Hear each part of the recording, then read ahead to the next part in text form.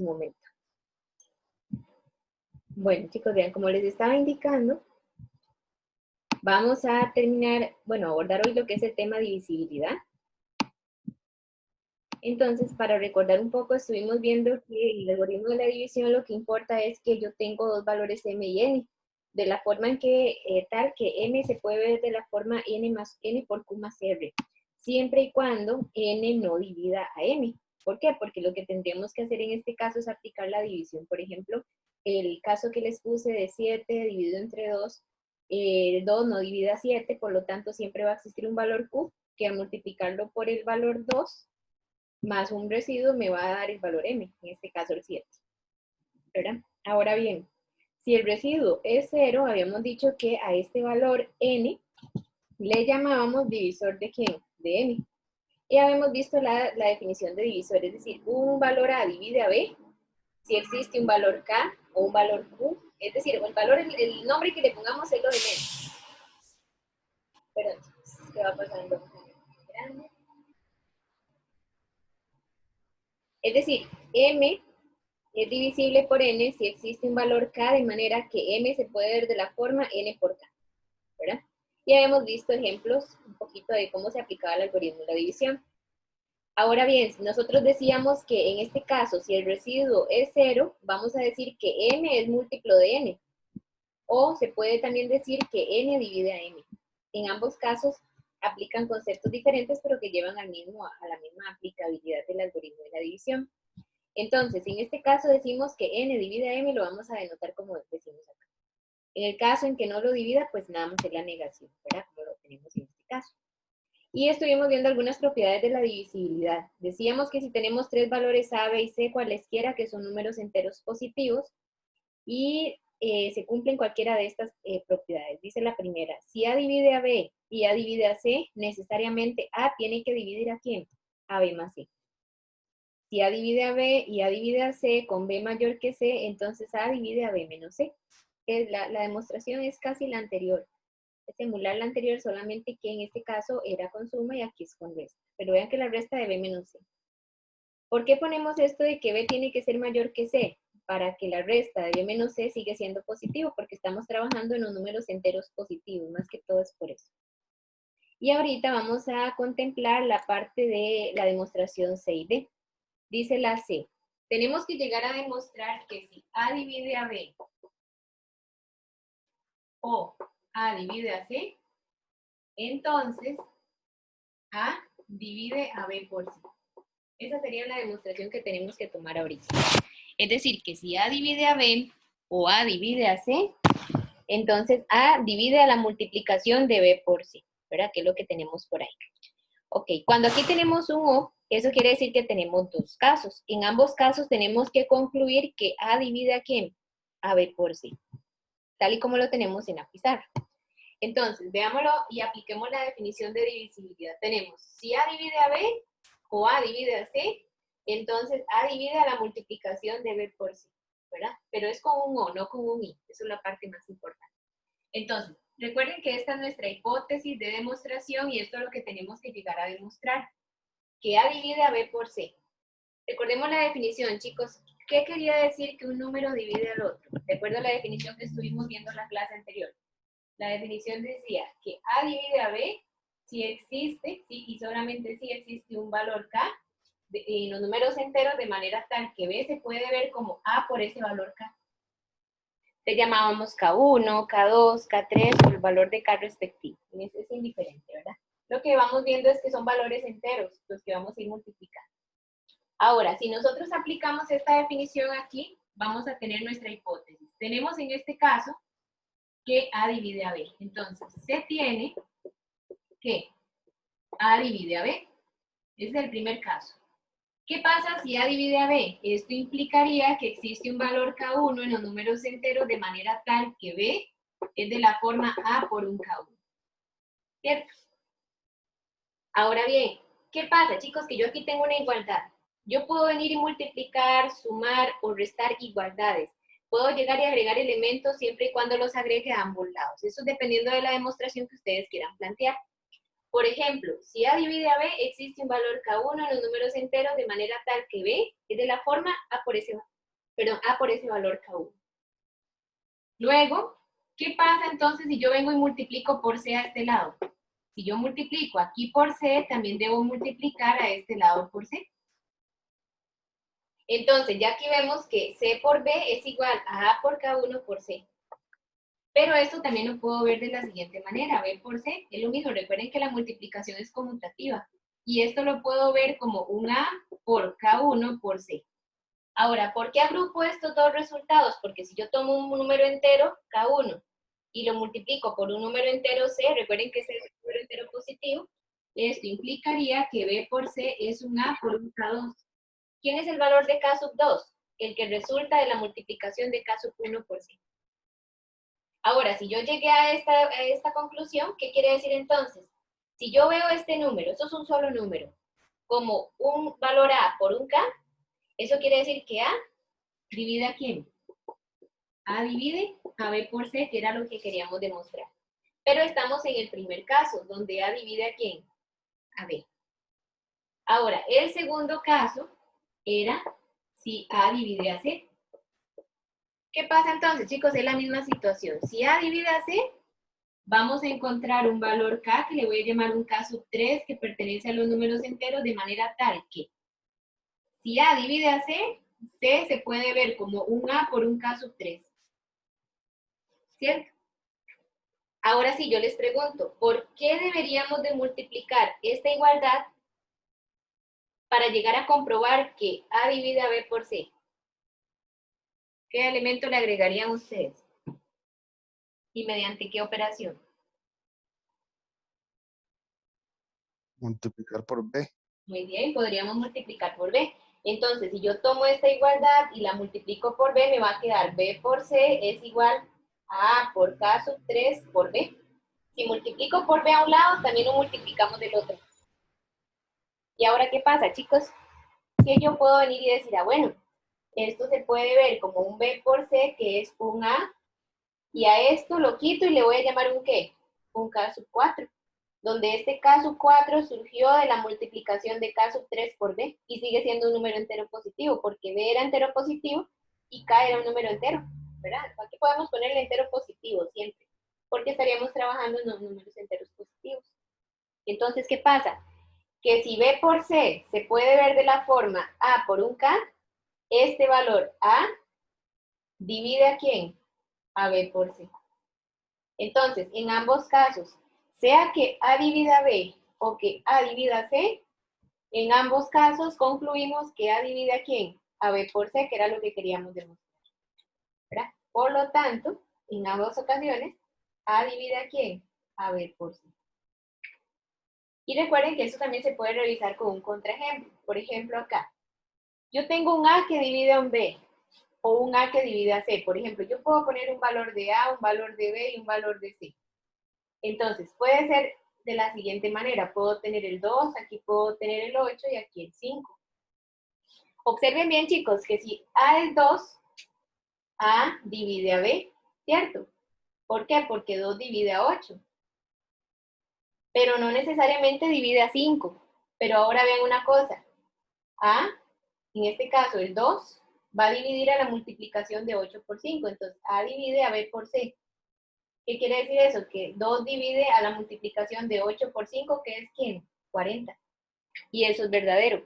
Es decir, este valor divide a 40, aunque no divida a los dos. Puede que solo divida en este caso a B, o que solamente divida a ¿quién? A C. Si solo divide a uno de los dos, va a dividir la multiplicación de ambos resultados. Y esto es un ejemplo más concreto con valores. Claro que para la demostración sí necesitamos hacerlo de forma general. Es decir, cualesquiera A, B y C, números enteros que escojamos, siempre va a cumplirse la propiedad.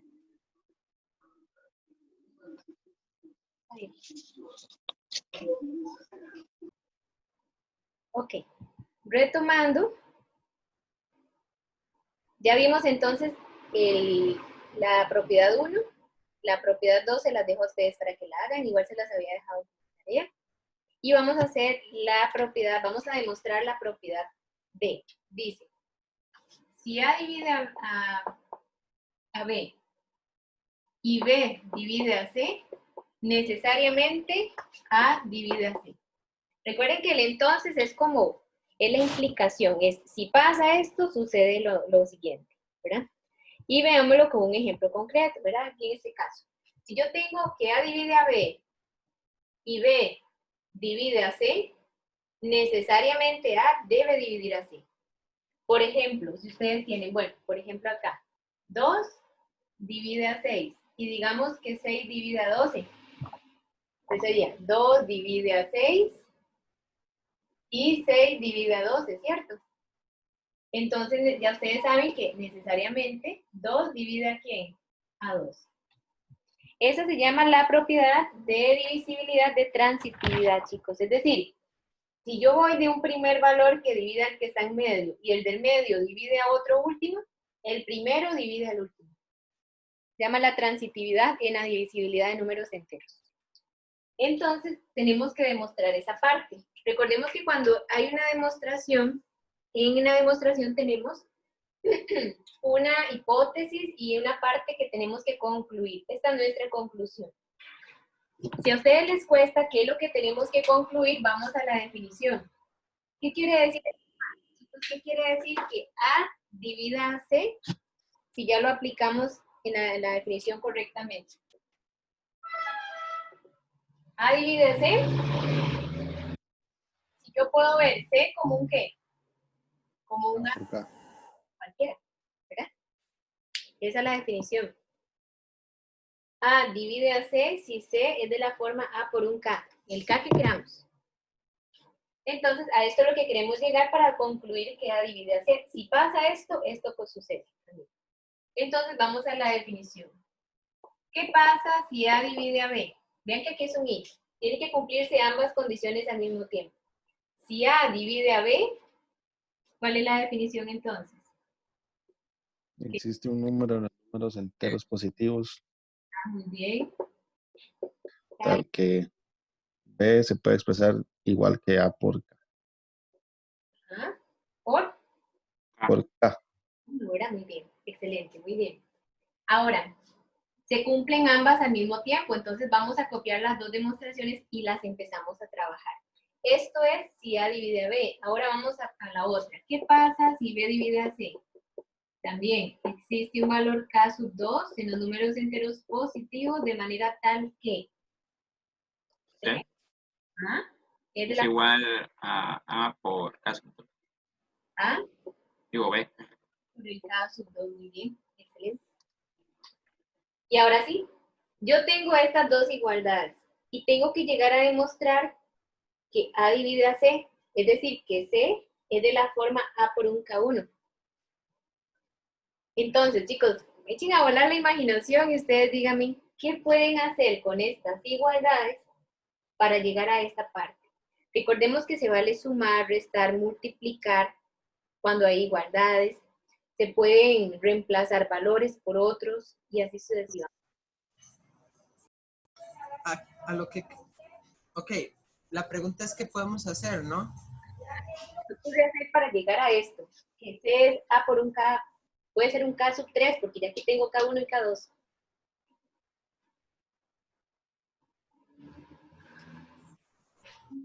Sustituir el B por A por K sub 1 en la operación de abajo. Ah, muy bien. Vea, ustedes tienen esto. C tiene que C es B por un K sub 2. ¿Quién fue el que me dijo eso, Alexander? No fui yo, profe. Ah, Justin. Ok, muchas gracias, Justin. Entonces, si en este caso C es un B por un K2, como me dice Justin, en este caso yo tengo que B es esto. Si este B es esto al mismo tiempo, puedo cambiar el B por lo que vale. ¿Por qué? Porque estamos hablando del mismo valor de B. Entonces, yo puedo venir y decir, bueno, como B es un A por un K1, yo puedo quitar el B y lo cambio por un A por un K1 y bajo el K sub 2. ¿Muy bien? ¿Y ahora qué me genera la multiplicación de un K1 por un K sub 2? ¿Me genera? Un K sub 3. K sub 3. K sub 3 es la multiplicación de K1 por K3, por K2, perdón. Entonces ya con esto podemos ver que C es de la forma A por un K.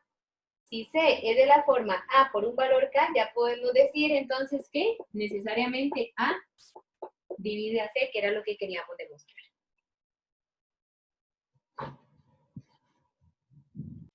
Vamos a seguir, chicos, entonces. Ya con eso ya quedaron listas las demostraciones entonces. Estas de acá.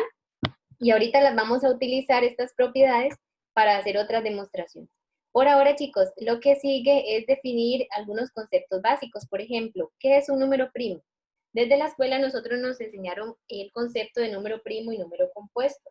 Recordemos que el número primo es aquel número cualquiera que tiene solamente dos divisores, el 1 y el mismo número. Por ejemplo, ¿cuáles son números primos que nosotros ya conocemos?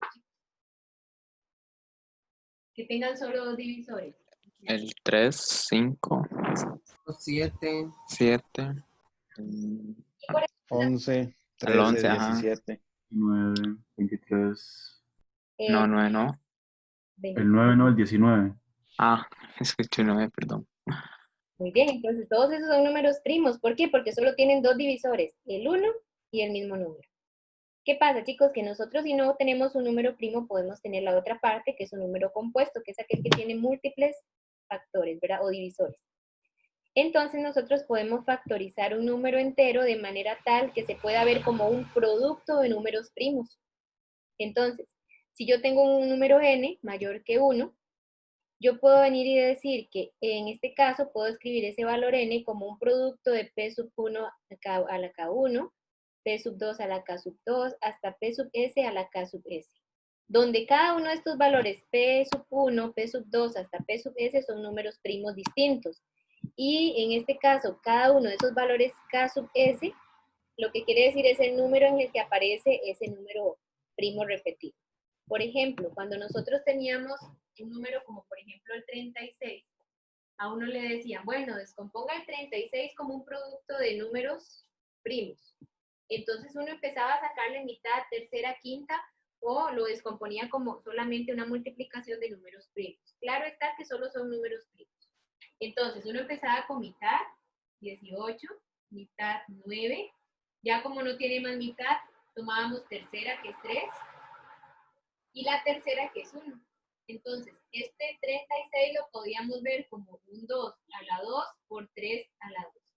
Eso es lo que dice el teorema, que yo puedo ver 36 como una multiplicación de números primos, donde puede ser que esté elevado a la 1 si aparece una única vez, o en este caso 2 a la 2 si tenemos en este caso un producto de dos números iguales, en este caso como el 2, y en base 3 que serían 2 iguales. Cada uno de estos valores son números primos, y al valor que están elevados es la cantidad de veces en que se repite ese número primo. Eso es lo que dice el teorema a grandes rasgos. Entonces, si ya nosotros aplicamos ese teorema, podemos empezar a descomponer números enteros como una descomposición prima de cada uno de ellos.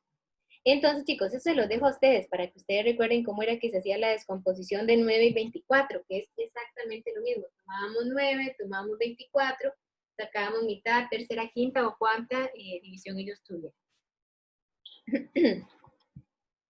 Entonces, de aquí en adelante, ¿qué es lo que nos va a importar, chicos? Vamos a retomar un poco el concepto de máximo común divisor y mínimo común múltiplo. Recordemos que, por ejemplo, si yo tengo dos números cualesquiera, yo podía venir y tomar el máximo común divisor de ellos. Por ejemplo, de 12 y 36, por decirlo así. Si yo vengo y tomo el valor 12 y 36, yo le puedo calcular el máximo común divisor. ¿Qué es el máximo común divisor? Es el divisor común más grande que tienen 12 y 36. Entonces, para poder sacarlo, uno lo que hacía era empezar a sacar mitad, tercera y quinta, siempre y cuando los dos se dividieran entre un mismo número. Entonces, por ejemplo, acá, ambos tienen mitad, 6, 18. Volvemos con mitad, en este caso 3, 9, ¿cierto? Y ahora podemos tomarle tercera, 1, 3. Ahora, para el máximo común divisor, como en este caso yo tengo dos valores a los cuales llegué, se sigue aplicando siempre y cuando estos dos resultados tengan un mismo divisor en común. Como 1 y 3 ya no tienen más divisores en común, entonces lo que uno hace es decir, bueno, Ok, como les decía entonces, si yo tengo 12 y 36, a estos dos valores les podemos tomar el máximo común divisor. ¿Qué es el máximo común divisor? Es el divisor. Soy guapo, lo sé, las mujeres se calientan.